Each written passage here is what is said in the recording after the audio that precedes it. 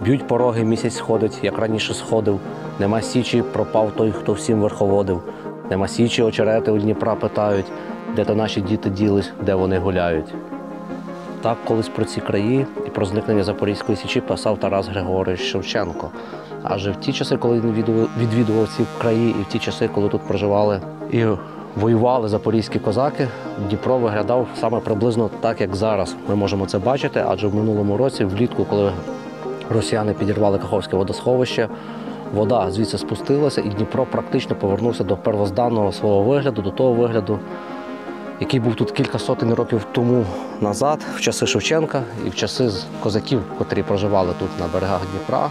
А ми, сучасники, більш звикші до Дніпра і до Каховського водосховища, котре було штучно створене вже в ХХ столітті, ніколи не бачили цієї первозданної, достеменної, оригінальної краси, на якій проживали наші предки. А зараз, так би, лихом долі нам доводиться бачити дійсно справжні ці кам'яні пороги, доводиться бачити ці очерети, над якими чайка плаче про те, що сюди ніколи не повернуться козаки, на цю Запорізьку Січ.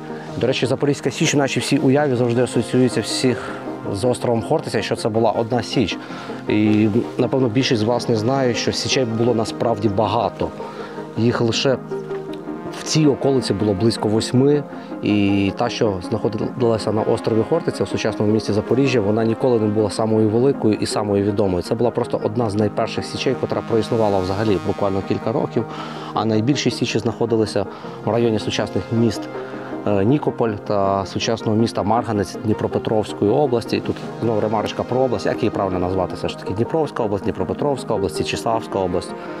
А діло не в тім, діло в тім, що ми досліджуватимемо наступні дні саме ці краї, досліджуватимемо питомо-козацькі землі, найбільші Запорізькі Січі і наслідки чергової російсько-української війни і ядерного шантажу, котрим Росія тероризує Україну та й загалом весь світ.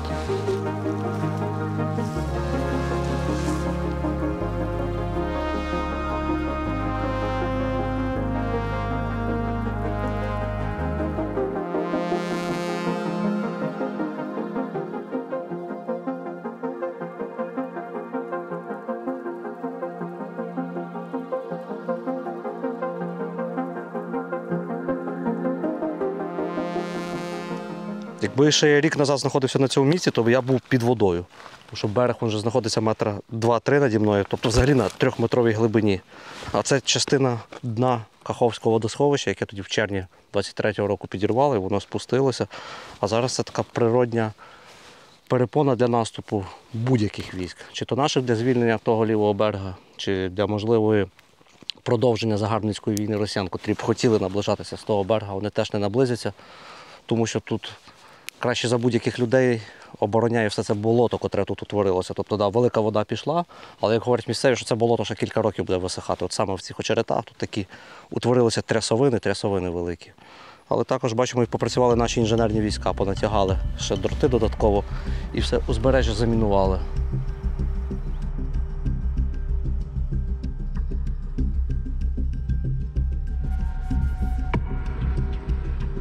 Оце ми бачимо те, як був колись Нікопольський порт. Сюди навіть заходили судна, і в Нікополі свого часу проводилися великі такі парусні змагання. А зараз бачимо, лише малесенька річка лишилася, і це реально, походу, справжнє Дніпро, таке, як воно колись виглядало. Отаким воно було невеличким. А то все був великий луг, і це зараз воно все перетворене на величезне болото.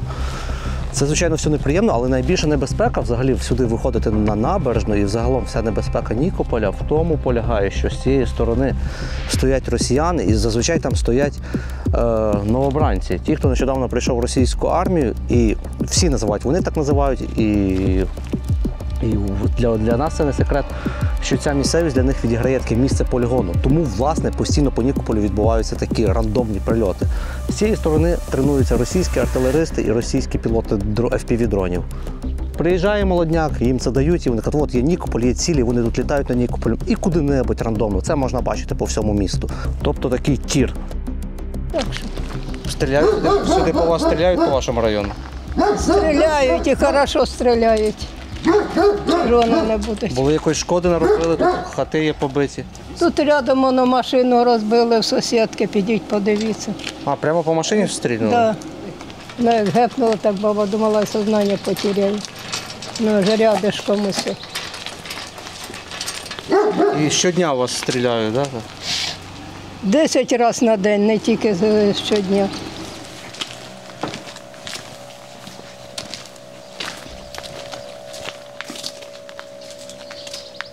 Посікло собі. Валя! Валь! А бабуся каже, що вам прилетіло по машині прямо десь Воно тут. дирка. Це стояла припаркована машина. Да. Це, Там з метр глибиною дирка. це так пробило у метр асфальт? Ось сюди. А яка машина у вас? От. Ой, джета. Джета. І що з нею, згоріла чи ще ні? Чи побила? Половина. Пів машини обгоріло. А ось видно, і тут вам сусіда, всюди все Воно в попарбовано. сусіда вікна і побита, вікна попадали. І це в нас так. У мене так. То ваша машина була чи чоловіка? Зятя. А, У мене зятя. чоловіка нема. А немає. Нема. Чоловік у мене мер 4 роки назад. Все збирався подивитися, що далі буде в Україні. Та спасіба, що не побачив. Закрутилося, так, таке? Да. Просто бідно, яка прийшло таке время, що такі, як ви, оце молоді пацани, гибнете. За що? За те, що воно падло прийшло і стріляє тебе в упор, не дивлячись на це, хто ти. І що ж останеться від нашої нації? Дуже багато гибне. Да. Битися до кінця – це уничтожить всю свою молодіж. Ну, так.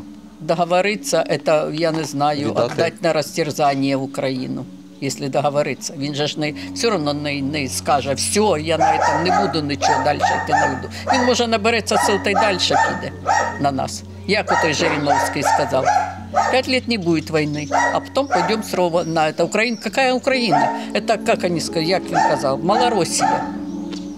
От вам і все. У мене перший раз, як прилетіло, во Врем'янки повибивало вікна, зерна волна, там сусідки, тут вивернула так балкон. А потім, оце ж я говорю, 15 марта це таке. Так вас же 2 рази прилітало по вас по Котелі, певно. Ні, це взривна волна була в мене, вивернула. Там во Врем'янки вікна вилетіли, і тут на хаті балкон вивернула. А тепер оце ж полетіли в хаті, воно вікна, і на балконі вікна, і машини нема. Тоді снаряд був, прилетів до сусідки, а це дрон. Капець, снарядами просто по житлових хатах таких Да. простих. Да. Да. Дуже голову. Ви знаєте, що хоч на початках була там якась техніка, наші військові десь їздили, вони по них цілили, а тут же жодного солдата ніде. Нема нікого, нема ніде нікого. Освобождають, нам приносять щасливу життя, щоб ми жили і ні в чому собі не відказували. Щоб прийшла старость, осталося дожити, не доживеш. А у дітей забралися. Ось у мене внук 16 років чи 15, буде 16 1 числа. І що він бачить? Що це за життя? Чому радуватися?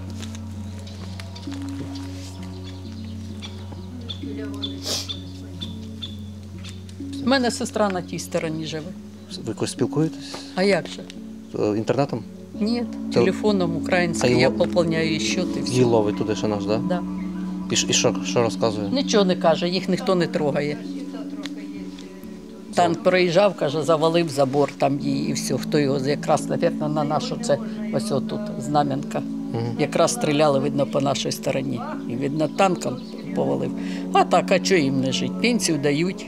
А документ не змушує там російський паспорт брати? Паспорт у них російський, український. Вже дали російським, так? Да? Да. А як? Всім дали, а як же ж їм не дадуть? Що ж вони будуть, за що ж вони будуть жити? Пенсія ж должна яка-то получатися. Ми ждемо Україну, все одно. Это. А куди? Якщо їх придавили, куди людям діватися? Куди? Да нікуди. Да-да, по суті, в Дніпропетровській області якби і нема війни, але зробили полігон з Нікополя, з Марганця, да?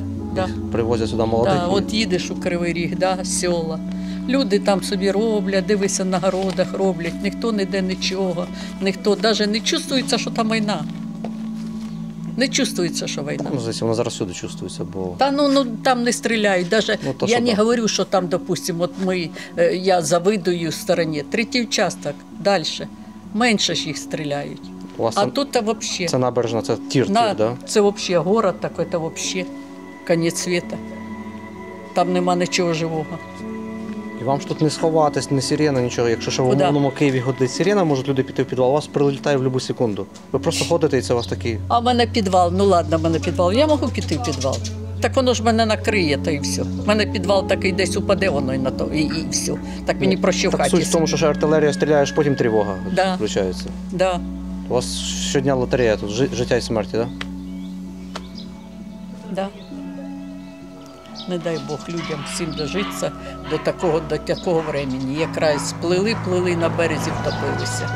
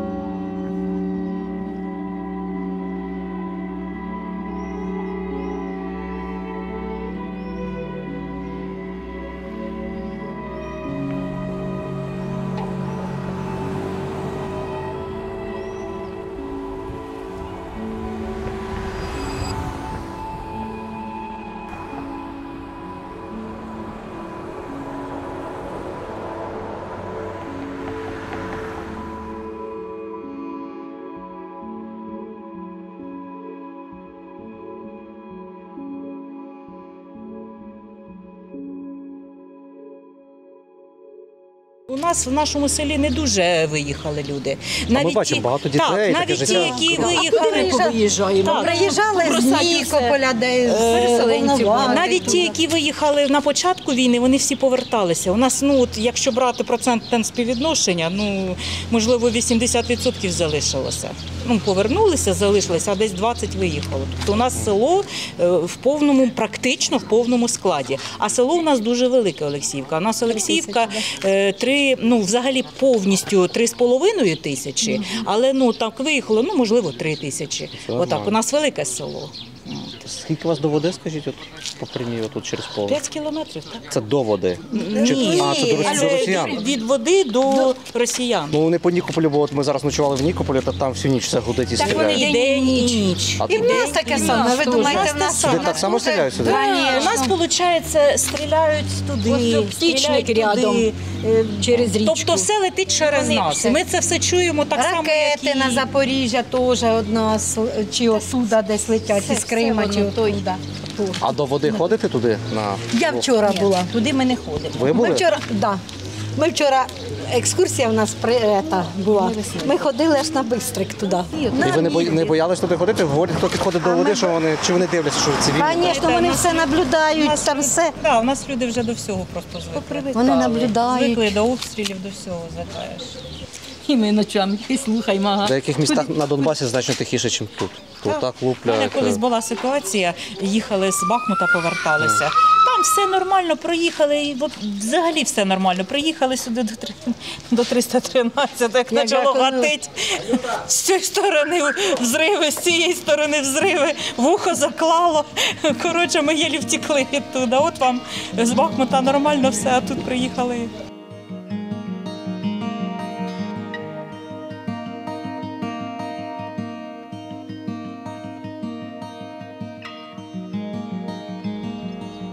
Даний край дуже тісно пов'язаний з видатним українським кошовим отаманом Іваном Сірком, одним з найвідоміших козацьких діячів, козацьких ватажків, козацьких полководців 17 століття. За офіційними історичними відомостями він отримав 55 перемог у всіх битвах, у яких він приймав участь. А за відомостями інших істориків, вони навіть стверджують, що цих битв було 65. Тобто він ні разу не зазнав поразки у своїх битвах.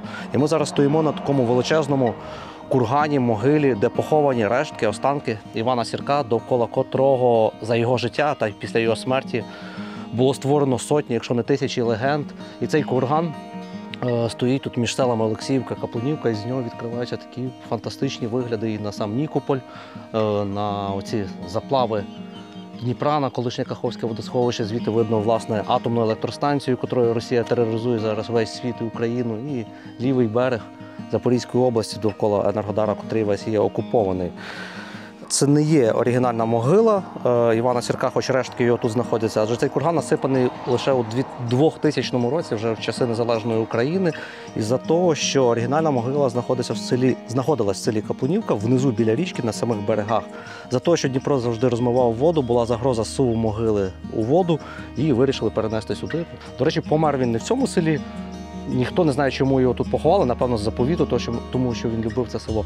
Помер він в селі сучасному Іллінка, котра колись називалася Грушівка або Грушківка, це ближче туди до Марганця, на своїй пасіці. Довкола Івана Сірка крутиться чи не найбільша кількість легенд про його всі магічні здібності, перевтілюватися, про його магічні здібності, робити різні чудернацькі речі, котрими відрізнялися козаки-характерники.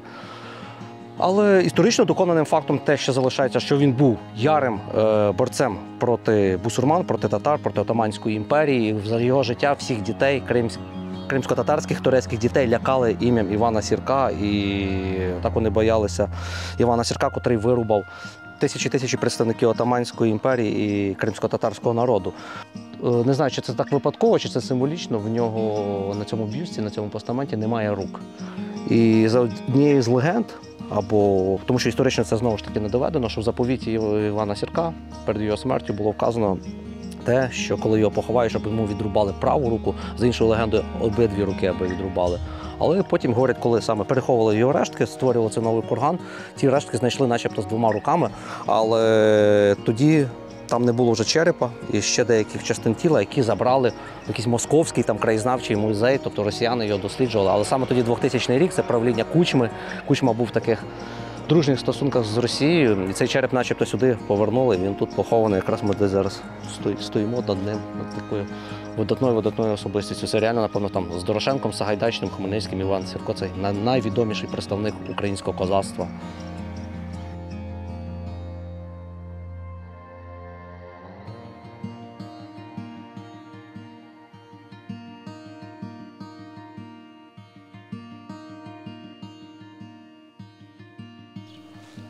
Дуже дивовижний факт, про який ми взагалі не мали згадувати, але його варто згадати, перебуваючи тут в селах довкола Нікополя.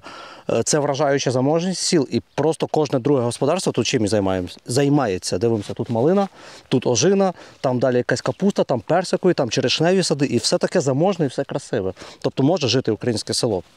Чому так? Чому тут так? А на Донбасі, пам'ятаєте, які ми знімали села? Ой, бачите, місцеві кажуть, що... Місцеві постійно говорять, що ховати машину. Ми зупинились на машині, так, але тут на тому березі сидять московити, і вони одразу стріляють по чужих машинах впівішками. Ми зараз ховаємо десь машину, чоловік покаже, вчора десь по його подвір'ю прилетів прямо снаряд. І тут постійно, в день десятки снарядів по Каплунівці прилітають. А свого часу сюди приїжджав Шарль де Голль, в це село навіть.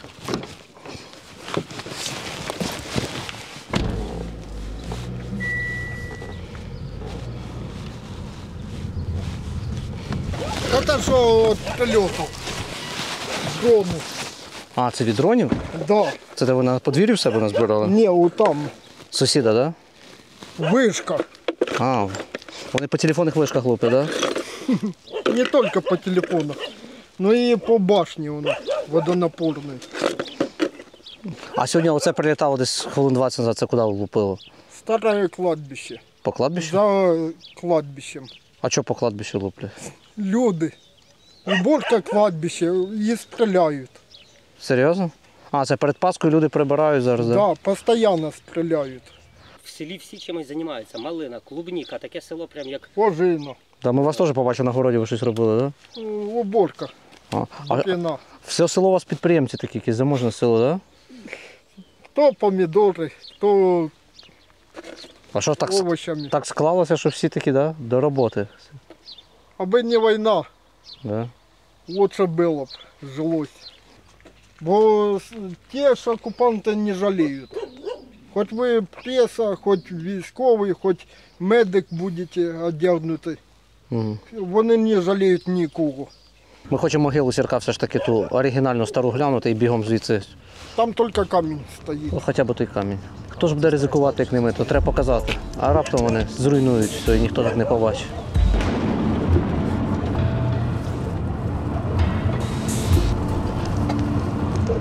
Це випадковий прильот вас прилетів під хату? Як ти випадковий? Що, Ну, чи- повинні відказати. А що, ціленаправно стріляли, пішли по Ми хаті? знаємо. Ну, навіть бачите, там воно ж. Це ж ми закидали явно, трошки закидали. Це давно було? Ну, 30 января. Ага. На кухні були.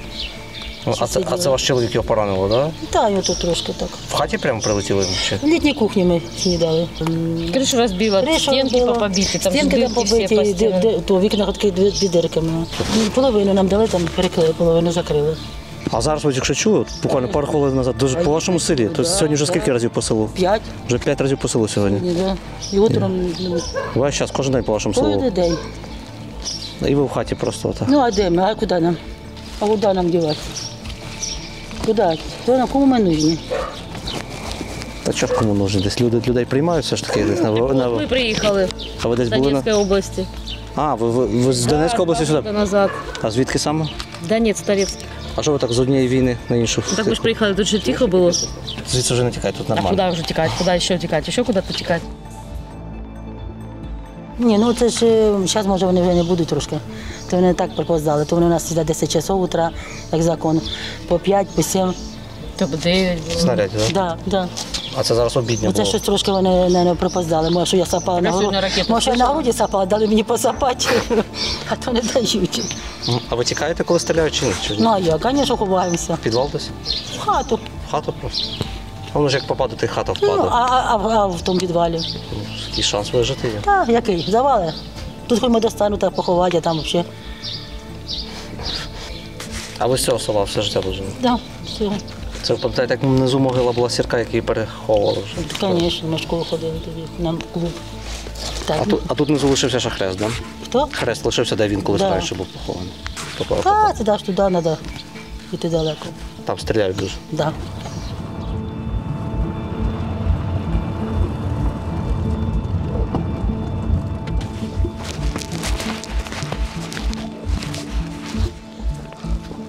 Дуже цікаво в цьому селі, що прямо от з садка Горіхова виходиш, про те, що ми говорили, виходиш до старої могили. Ну, одразу Дніпро, старе Дніпро, Дніпро спущене, з того боку атомна електростанція. І от оригінально одна з перших могил, перша могила, де був похований Іван Сірко. Потім його перепоховали на ту гору. В 1966 році саме в це село до цієї могили приїжджав Шарль де Голь. Адже тому, що за однією легендою Іван Сірко колись приймав участь в 30-річній війні на боці французів, і він саме звільняв порт Дюнкерк, це ворота до Ла-Маншу, так звані. Дюнкерк, який прославився в Другій світовій війні, але сучасні історики багато стверджують, що це помилкове таке судження про те, що Сірко приймав участь у цій битві.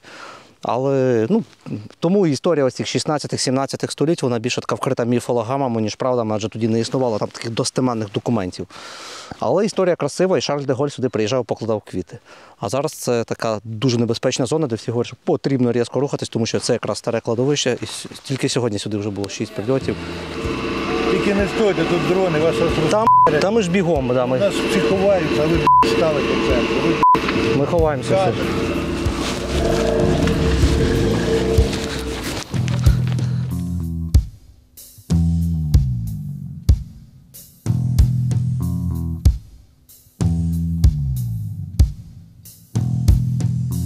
Останні місяці інтернетом летить інформація, що місцева влада біля Буші продала землю під кар'єри. Прекрасні мальовничі місця, в яких розташована Буша, там старовинні козацькі кладовища, там шедевральний, унікальніший наскельний малюнок, котрий зберігся всередині в печері. Це Гайдамацький яр.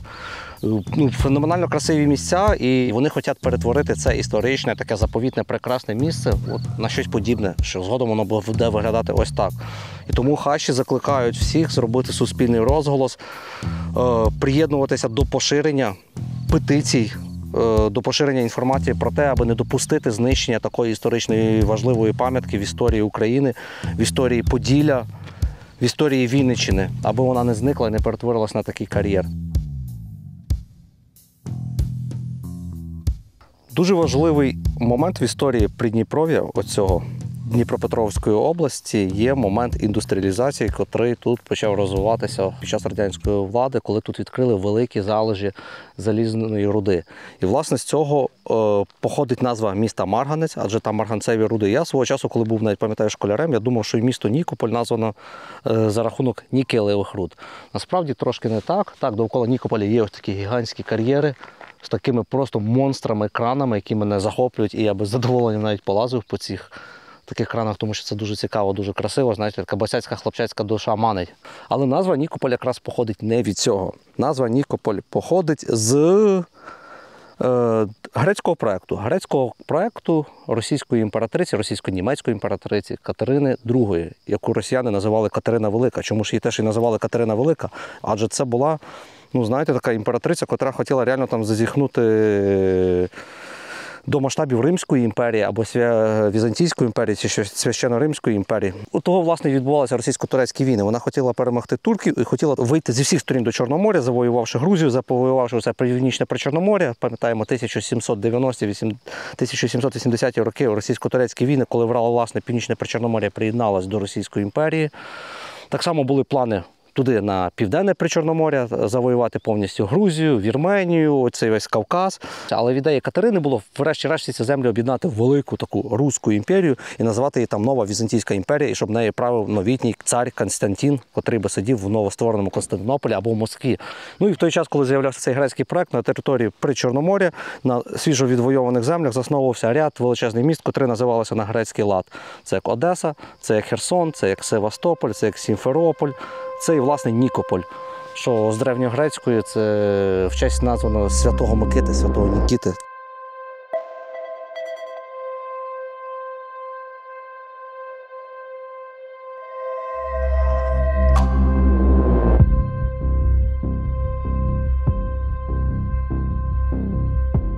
З десятків обстрілів, котрі щодня приходяться на Нікополь, більшість не мають ніяких таких видимих цілей. Якщо ще от ми бачимо згорівший епіцентр, хоча б якось, при якійсь натягнутій логіці, ще можна зрозуміти, чому сюди стріляли. Хоча це теж абсурдно. Це ж великий гіпермаркет будівельних матеріалів, там побутової техніки і так далі, тому подібне. Яка тут стратегічна цінність, чорт його знає. Тут не можуть не ховатися танки і нічого тут не може бути. Але в нього були ціленаправлені прильоти. Бачимо, він згорів, зруйнований. Але, кажу, логіка ще тут якась тут присутня. Але яка логіка? Стріляти по житлових кварталах. От буквально цієї ночі був прильот тут поруч житловий квартал. Зараз подивимося на це.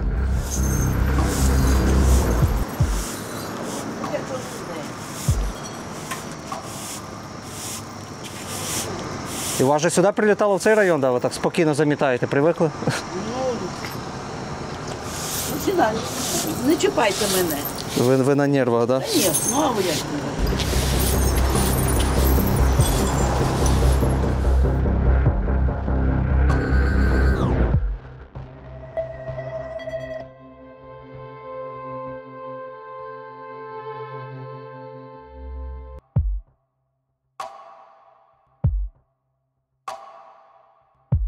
А, це у вас попало в ваш погріб прямо, так? Да? А покажете?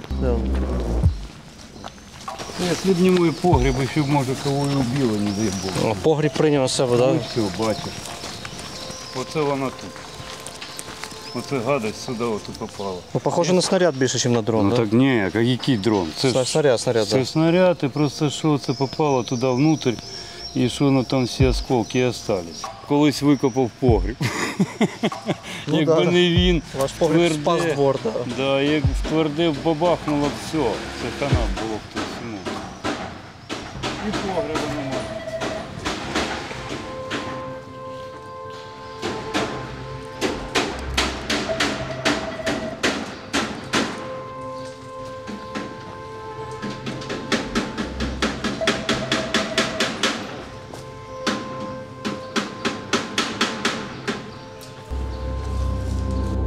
Цікава ситуація, яка склалася в Нікополі після руйнування Каховського водосховища, це те, що Нікополь, Марганець, Кривий Ріг і ще ряд населених пунктів, які тут знаходяться поруч, всі забезпечувалися водою з цього Каховського водосховища. І коли росіяни підірвали дамбу, вода пішла, тут постало критичне питання відсутності питної води.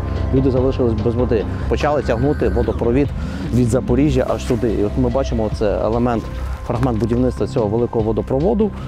І тут люди, от реально цивільні, просто будівельники щодня ризикують своїм життям, тому що росіяни так систематично їх обстрілюють. Обстрілюють цю будівельну техніку, стріляють по будівельниках. І моментами мужики ці, котрі працюють на грейдерах, на екскаваторах, вони працюють в бронежилетах, в касках, тому що тут є багато загиблих, багато пошкодженої техніки. От йде до нас зараз будівельник, він запитає, напевно, що ми знімаємо, може ще й скаже слово. А по техніці будівельні валять час від часу? Внизу, да, было. По грейдеру прямо, да, чи по екскаватору? Экскаватор и по бульдозеру, А що и по довод... манипулятору. А доводиться в бронежилетах працювати трактористам? Там, да. Тут мы как бы нет. А це трошки далі, від річки тут простіше, так? Да, Да? да, вот туда, вниз. А там ближче взагалі небезпечно, супер. Там, конечно, небезпечно. Ну, якось робимо. Але- Тривога ховаємося. Ховаєтесь здесь постійно? В кустах. Так тут тривога майже, я не знаю. Ну, есть по дронам отдельно есть воздух. Ага. И вот мы ховаемся от них в кущах. І що по планах швидко? Думаєте, Нікополі вода піде? Чи ще роботи і роботи? Без понятия. Без поняття. Сейчас пока тестируют, устраняют поломки, а там буде видно. А ви, як у вас є вода вдома? Вода у вас є? Вода вдома є? Чи у вас... У мене завжди вода є. А, є. У вас криниця чи що? Ні, Водопровод. добре. А хороша вода? Чи соленовата така? Ні, ну вода як вода. Ну завжди є. Тут наверху нема, а я ж внизу біля дамби живу. А, Вона ви... вся стікає до мене, так що. а як ви там біля дамби? Там що обстрілюють кожен день? Ну хай стріляють. Ви не боїтесь їх? Це вже привик. Привик.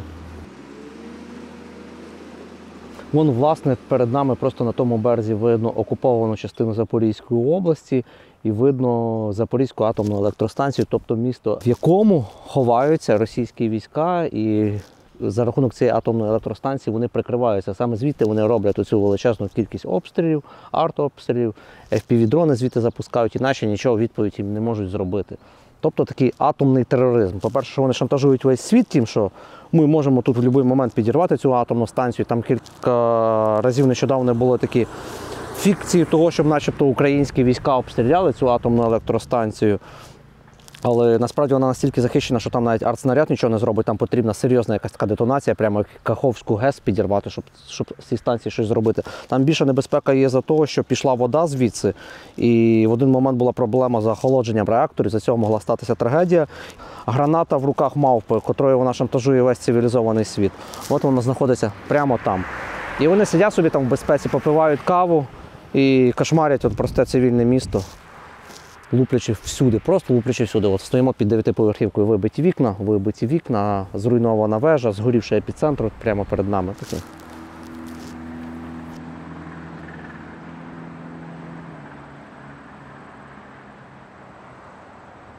Це коли градами били, це тільки починали перші моменти, коли артой почали бити, після градів. Скільки людей взагалі загинуло за цей весь час, отак, по слухах, від обстрілів? Где-то 47, до 50. До 50 чоловік. Это 200, А 300 сотні? Ну да, десь, я не думаю, тисячі? ні, тисячі ні. Ну, я думаю, що з дрібними пораненнями може бути і тисячі. Ні, ну да, якщо там десь скло когось посікло, то хто не обращався, то да, може бути.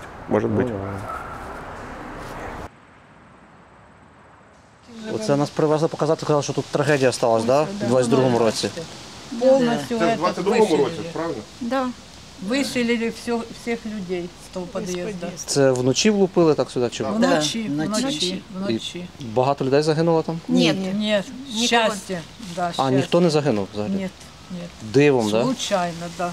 Але люди були в квартирах? Были, но вовремя вышли. На 5-м этаже Не было. пошла до соседки Да, вниз на вовремя лестницу. вышли. Только вышло, и оно бахнуло.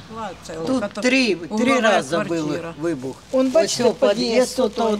потом той ось під'їзд. стена, торец. Мені в квартиру попало. Ось, бачиш, ну саме пострадала саме більше вот эта квартира. А, це такі Там осколки. месиво, там месиво. Ніхто тут не живе, там месиво. А воно в вікна все залетіло, да? Там Да, все... там все отак, отак. Вот тут же ж у нас большие кусти сирені були, старі, больші. Зрізало воно, бачите, як воно зрізало? Це ж не ми різали, це воно зрізало. Угу. От отак. Не дай Господь, не дай А Господь. ви виїжджали надовго кудись? Да, в Шолохове виїжджала я, да. І вирішили вернутися вже Ну, ось попробую пожити. Вчора так стріляли, И що капець. днем, и утром, и вечером, и в 3 часа ночи. Все мы слышим. Богу молимся, лягаем на пол. Вот так. В підвал вже ніхто не бігає з людей. В підвал не бігає. Вже- Раніше бігала. Я в Городоканал бігала, і в підвал бігали. І отут Ленінський завод, там же ж є підвал, ну там не підвал, там я не знаю що. У нас же криші немає. От дом якось прям прелість. Он криша ціла, а в нас же без криш дом. Там у нас эти были вот такие. Панелі ці попробивало все, так? Да? Конечно, да. Лазили туди, раствором закидывали, да. Так, клейонка, раствор. У нас 60 квартир, но жили 22. Люди повиїжджали, тому що невозможно. Діти малі повиїжджали, да. Да. На таблетках живем. Стараємося косити траву, ми ж ОСБ, косять мужик траву. Да, ми бачимо, що по місту хоч тут обстріл, але люди намагаються підкопати. Ну а як же, я цвіточки вирощую. Ну а що, як-то радуватися ж треба житті. Війна війною, ну треба жити вже по-людськи, не по-свинськи. Мой кондиціонер хоч уцілів, слава Богу, він за отой железний ящик железний. Поїдемо якраз туди, в той частний сектор, подивимося. Ой, обов'язково. В стару часть города. От ми хочемо туди, да. Туди взагалі навіть автобуси не їздять. Не Туди їздять? Ні.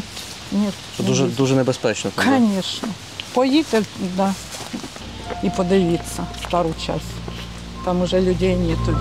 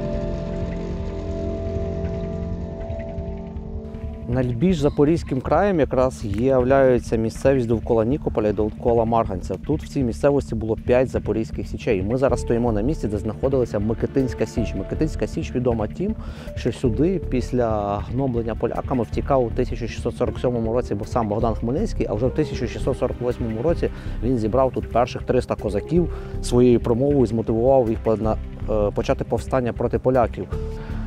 Сьогодні це стара частина міста Нікополя. Сама Микитинська Січ, за свідченнями істориків, що всередині 19 століття за рахунок обмиву води пішла під воду, обсипалася, і вона за цього є найменш дослідженою з запорізьких січей. Навіть самий легендарний дослідник всіх запорізьких січей Яворницький про неї найменше написав. Вже в часи Радянського Союзу, в часи незалежності тут пролягала набережна, і це було одне з найпопулярніших місця, де вони всі гуляли, відпочивали, тому що тут величезне Каховське водосховище, а сьогодні це сама небезпечна ділянка міста. Тут все зруйновано, це все втягнуто колючим дротом, тому що туди далі заборонено виходити за мінування і за небезпеки. Тут ви можете подумати, що ми божевільні, чому ми без бронежилетів, без шоломів, хоча б ми мали би за правилами так працювати, але нам одноголосно всі сказали, тут постійно патрулюють російські дрони, вони все бачать. І коли вони бачать, що ми в цивільному, вони нас приймають за цивільних. Якщо ми будемо в бронежилетах преса, ми для них стаємо лакомою ціллю. Вони одразу хочуть, тому що вони думають, це якісь іноземні, київські журналісти. Тобто їм нас знищити, по нас пульнути буде набагато цікавіше, і ми будемо жирнішою ціллю, ніж ми просто цивільні.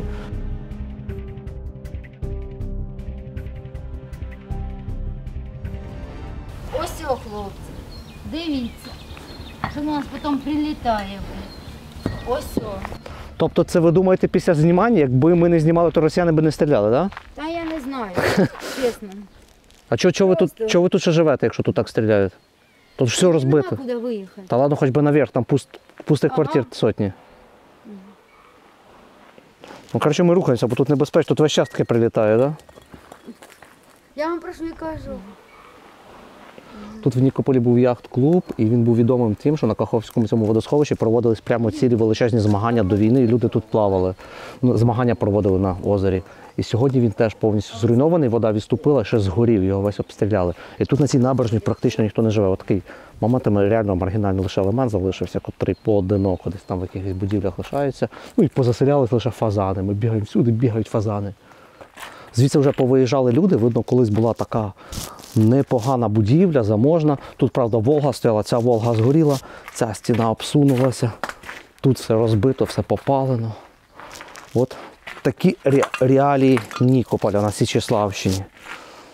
І сюди не ступала ніколи нога російського солдата. Сюди лише прилітають їхні навчальні дрони, їхні навчальні снаряди. Вони вирішили по цивільних просто вчитися працювати на FPV-шках і на снарядах. Ось такий черговий військовий злочин з боку російських окупаційних військ. Старовинний Нікополь, внизу Козацький, він практично мертвий. Хоча до війни все було навпаки. Це був самий елітний район міста, жити біля набережки. Тут самі багаті будинки, все саме красиве, біля річки, такі топчики. А зараз перетворилося за рахунок московитів це все в таку жестячину.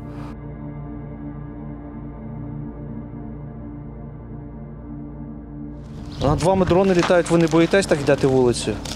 А что же где-нибудь? Может, у меня уже 4 прилетело. Куда мне бежать? В хату вашу 4 прилетіло? Ну, на наше, вот только что вы вышли. Ага. Есть живая хата хоть? Нема, все розбито. А чого ви не стараєтесь десь наверх переїхати, хоча б? Куда? Чи в Покров, чи в Дніпро? Что, я бабушку одну оставлю? А забрати, евакуювати не можна? Нет, она не хочет ехать. А чого ж так? Она тут всю жизнь прожила. Книжки ей жалко брать. Так що можете все забрати? Куда мы можем забрать? Життям ризикуєте. Як буде, так. Люди говорять, як буде. От на днях просто снаряд 120-й прилетів, зробив вирву в асфальті, от практично розтрощив всю стіну і звідси зруйнував будинок. А люди йдуть цими вулицями і в такий якийсь час живемо, що божевілля. Це божевілля. 2,5 роки скоро і неможливо до цього всього звикнути. Весь час якомусь як в сні. Буває, прокидаєшся зранку такий, та ну, хіба це реальність? І скільки вона ще може тривати?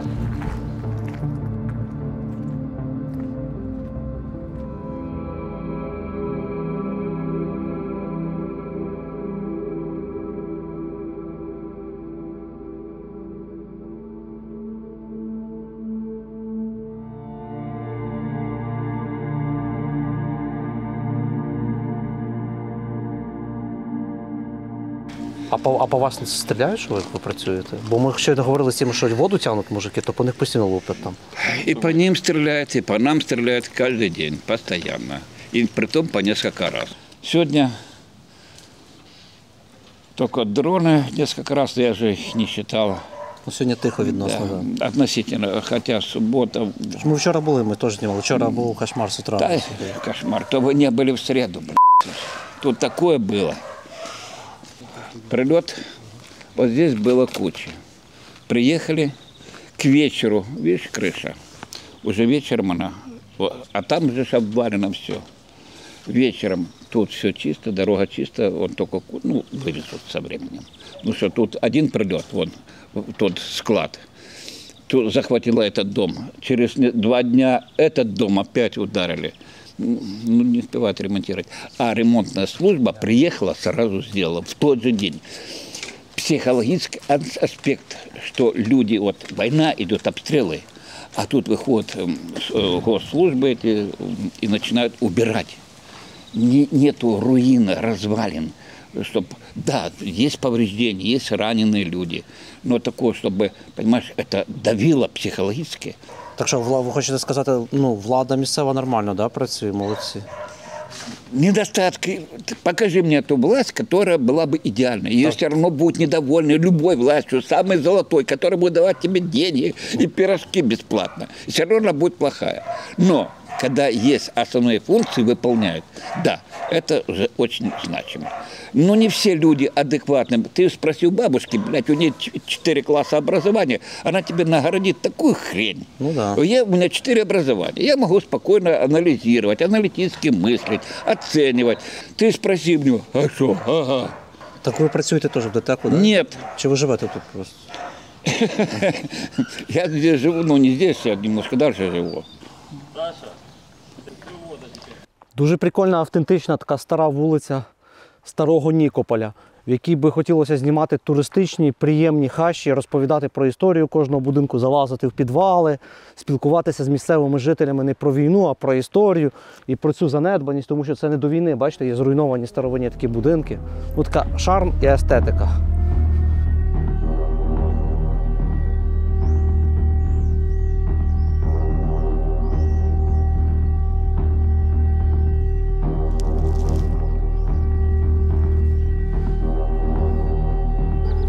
Оце вихід на центральну набережну Нікополя, котра була таким найвідомішим, найулюбленішим місцем містян. І тут стоїть пам'ятник радянській гарматі, адже саме тут у 1944 році так, радянські війська форсували Дніпро з лівого берега і переходили сюди, звільняючи місто. Адже це була така найвужча ділянка річки, котра в народі ще з древніх давен носила назву Микитин Ріг. Микитин Ріг, адже ще в козацькі часи козаки і татари саме в цьому місці переправлялися через Дніпро. Це було одне з найпростіших місць переправи через Дніпро. Коней переганяли і так далі, тому подібне. Тому, власне, тут засновувалися січі. В цьому районі було 5 січей. Може говорити, Чортомлинська січ, Томаківська січ і Микитинська січ, яка, власне, тут знаходилася нова потім січ. Тому що місце таке, де постійно проходили татари за ясиром на Україну. І місце, де добре було оборонятися.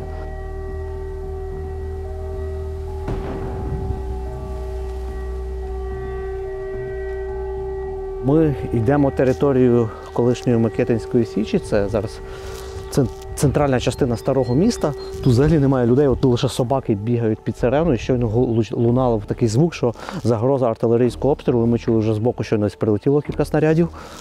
І вже так придивляюсь місця, якщо раптом падати за бровку, за бордюр. А тут стоїть пам'ятник Богдана Хмельницького, адже саме в цьому місці вручали в 1648 році булаву Хмельницькому, тоді як головному гетьману всієї України, благословляючи його на це велике повстання визвольне проти ляхів, проти поляків.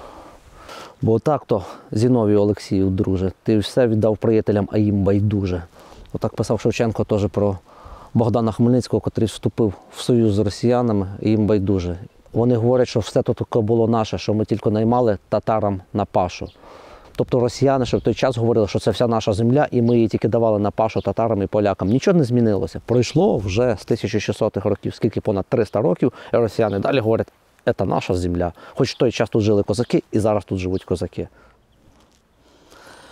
Отут, в старому місті, колись стояв пам'ятник Леніна, і ми підійшли до нього і побачили, що на цьому місці прямо колись була ще козацька Свято-Покровський собор, церква, побудована в 1796 році, в 1934 році більшовики її зруйнували, і на цьому місці поставили Леніна. Леніна вже там в 2016-17 році скинули, але тут ще згадалася цікава історія про те, як становилася радянська влада в цих місцях. У 1919 році місцеве населення, яке складалось на 90% з козаків, з козацьких нащадків, підняло повстання проти більшовиків. І знаєте, кому вдалося придушити це повстання, повністю подолати його? Це були китайські і угорські найманці, котрі воювали на боці Червоної армії. Немає ніяких паралелей і аналогій з сьогоденням? Хто зараз союзник Росії, хто суне нам палиці в колеса, хто допомагає Росії?